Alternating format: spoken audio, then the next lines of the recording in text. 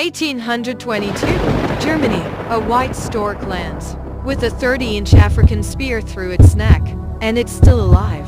This shocking survivor solved a mystery humans had wondered about for centuries. Where do birds go in winter?